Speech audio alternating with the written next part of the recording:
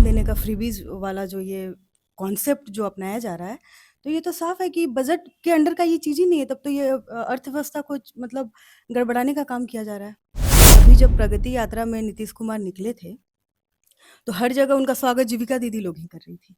तो इससे ये साफ पता चलता है कि वो लोग पूरी तरह से संतुष्ट और खुश हैं उनके इस उम्र में जब वो बिना रुके, बिना थके, लगातार 1 महीने से पूरे बिहार का यात्रा कर रहे हैं, हर ज़िले में वो घूम रहे हैं प्रगति यात्रा के दौरान। तो इस चीज़ से तो उनको कोई फ़र्क पड़ नहीं रहा है, वो तो थक नहीं रहे और हमको जहाँ तक लगता है कि उनसे ज़्यादा थके हुए अगर देखा जाए, तो तेजस्वी यादव जी देखने में ज़्यादा थके हुए लगते हैं। क्योंकि वो एक जगह लैपटॉप जा कर के दे रहे हैं एक घर में, तो एक तरीके का घूस देने का काम जो चुनाव से पहले वो कर रहे हैं।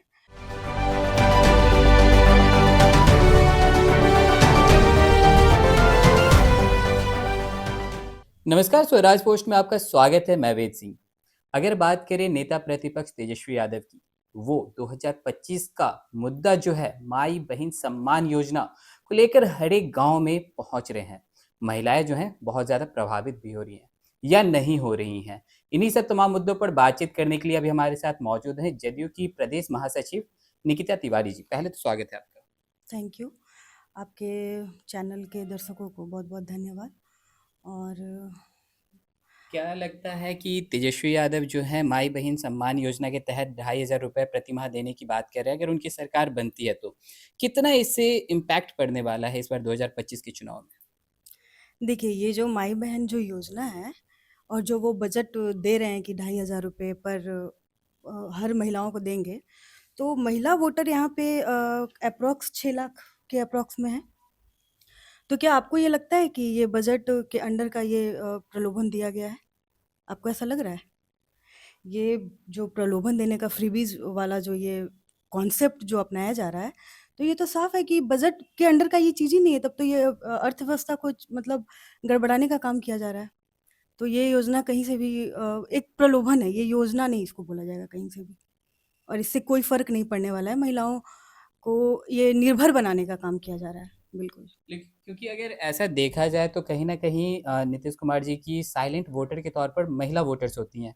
महिलाओं के लिए कई तरह की परियोजनाएं भी लाए हैं, लेकिन अभी अगर बात करें, कल की ही बात है, अभी सदन में बजट पेश हुआ है जिसमें राबड़ी देवी ने भी साफ तौर पर कहा है कि आशा दीदी हो या फिर जीविका दीदी हो, दोनों का मानदेय बढ़ाने की बात की जा रही है। क्या लग रहा है इससे कितना इम्पैक्ट पड़ेगा इस वो जीविका दीदी लोग से आप पहले मिलिए। वो लोग अपने जो भी उन लोगों को के लिए किया गया है, ये जो स्वयं सहायता समूह के द्वारा, उससे वो लोग अपने काम को बहुत करके आगे निकल कर के अपने आप को सेल्फ डिपेंडेंट बना पा रही हैं। मतलब अपने खुद स्वयं रोज़गार को खड़ा करने का काम कर रही हैं जीविका दीदी लोग और इस चीज़ से इनके राबड़ी देवी जी के बयान से कोई फ़र्क नहीं पड़ने वाला है इस चीज़ पे। कोई फर्क नहीं पड़ने नहीं, वाला? कोई फ़र्क नहीं पड़ने वाला है क्योंकि अभी जब प्रगति यात्रा में नीतीश कुमार निकले थे, तो हर जगह उनका स्वागत जीविका दीदी लोग ही कर रही थी। तो इससे ये साफ पता चलता है कि वो लोग पूरी तरह से संतुष्ट और खुश हैं उनके जो भी जीविका दीदी लोग के लिए जो किया गया है सरकार के द्वारा, उससे बहुत खुश हैं, तभी वो लोग स्वागत स्वागत करने के लिए खड़ी हैं। तो इस चीज़ से कोई ज़्यादा ख़ास फ़र्क पड़ने वाला है नहीं, उनके बयान से। चलिए, एक सवाल रह गया कि कल अगर बात करें तो कल युवा चौपाल लगाया गया था आरजेडी की तरफ से, जहाँ पे मुख्य अतिथि के तौर पर तेजस्वी यादव वहाँ पे मौजूद थे। उन्होंने साफ तौर पर कहा है, दो बात वो जो बोले हैं वो गौर फरमाने वाली है। पहला कि उन्होंने बोला है, मुख्यमंत्री पे तंज कसते हुए कहा है कि सब कुछ जाए भाड़ में, अपनी कुर्सी के जुगाड़ में। ये इन्होंने तंज कसा है। और दूसरी बात ये है कि उन्होंने ये भी कहा है, जो युवाएं वहाँ पे मौजूद थे उनको ये भी बताया है कि अगर देखा जाए तो कोई भी आदमी का अगर रिटायरमेंट हो 60 साल के बाद हो जाता है। रिटायरमेंट का उम्र क्या होता है? 60 साल। तो हमको 75 साल का मुख्यमंत्री चाहिए। बताइए, 75 साल का मुख्यमंत्री चाहिए। क्या बिहार के युवाओं को युवा मुख्यमंत्री चाहिए या 75 साल के मुख्यमंत्री? क्यों मतलब अभी अभी जब वो प्रगति यात्रा 1 महीने से लगातार कर रहे हैं, जी, बिना रुके और बिना थके, जी। तो क्या आपको कहीं से लगा कि उनके उम्र का इसमें कोई रुकावट और बाधा बन रहा है, उनका उम्र? जब वो बिना इस उम्र में जब वो बिना रुके, बिना थके, लगातार 1 महीने से पूरे बिहार का यात्रा कर रहे हैं, हर ज़िले में वो घूम रहे हैं प्रगति यात्रा के दौरान। तो इस चीज़ से तो उनको कोई फ़र्क पड़ नहीं रहा है, वो तो थक नहीं रहे हैं। तो फिर उनके ऐज फैक्टर को ला कर के थका हुआ बताना और कुछ भी, तो ये सब वो समझिए कि एक बोलने के लिए है। और हमको जहाँ तक लगता है कि उनसे ज़्यादा थके हुए अगर देखा जाए, तो तेजस्वी यादव जी देखने में ज़्यादा थके हुए लगते हैं। चूँकि वो एक जगह लैपटॉप जा कर के दे रहे हैं एक घर में, तो एक तरीके का घूस देने का काम जो चुनाव से पहले वो कर रहे हैं। वो खुद एक थका हुआ महसूस खुद को करके और जा कर के 1-2 घर-घर घूम कर के लैपटॉप बाँटने का योजना, ये लैपटॉप पहले बाँटा जा सकता था, तो चुनाव के वक़्त ही क्यों बाँटा जा रहा है?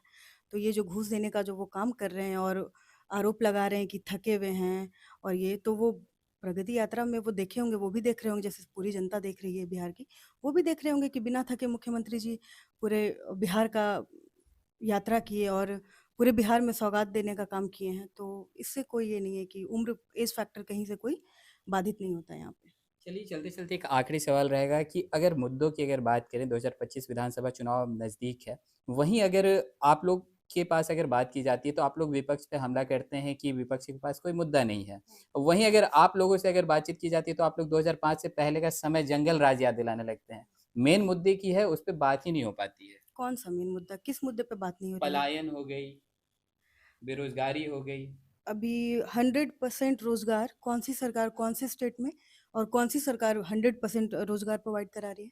जो एक गवर्नमेंट का जो एक ये है कोटा है, उतना रोज़गार तो उतनी नौकरियाँ आ रही है और उसके बाद स्वयं सहायता दे कर के जो रोज़गार खड़ा करने का जो काम किया जा रहा है, वो महिलाओं के बीच हो या फिर युवाओं के बीच हो, हर वर्ग, हर क्षेत्र में जो काम जो योजना ला रहे हैं मुख्यमंत्री जी और जो सफल योजना जो हो रहा है, तो इससे इस चीज़ का कोई फ़र्क नहीं पड़ना है कि जो आप बता रहे हैं रोज़गार हो या मतलब 100% हमको नहीं लगता कि किसी भी स्टेट में और किसी भी सरकार में रोज़गार प्रोवाइड किया जा सकता है, यानी 2005 के गवर्नमेंट के बाद तौर से पे, बिल्कुल। रोज़गार और पलायन को और कम जहाँ तक करने के लिए जंगल राज का बात है तो वो वाक़ई में जंगल राज था, क्योंकि हम लोग खुद मेरे घर से अगर 8 बजे के बाद मेरे पापा, मेरे घर के गार्जियन पेरेंट्स जो भी बाहर जाते थे कुछ काम करने, नौकरी करने, वो लोग घर नहीं आते थे तो मेरी माँ और जो घर में लोग हैं, वो लोग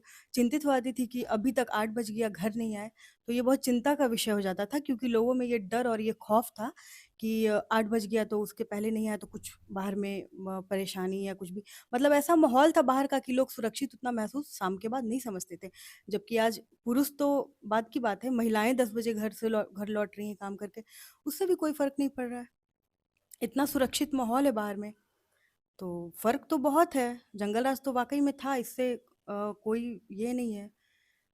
चलिए बहुत-बहुत धन्यवाद। तो जैसा कि आप सुन रहे थे हमारे साथ मौजूद थीं जदयू से प्रदेश महासचिव निकिता तिवारी जी। इन्होंने साफ तौर पर बताया कि किस तरह से जो तेजस्वी यादव जो हैं वो मुख्यमंत्री नीतीश कुमार के उम्र पे सवाल खड़े कर रहे थे। तो इन्होंने साफ तौर पर बोला कि प्रगति यात्रा में कितनी एनर्जी में जो मुख्यमंत्री हैं वो सब जगह जा रहे थे, सब लोगों से मिल रहे थे, तो उनका उम्र पे सवाल खड़ा करना उचित नहीं है।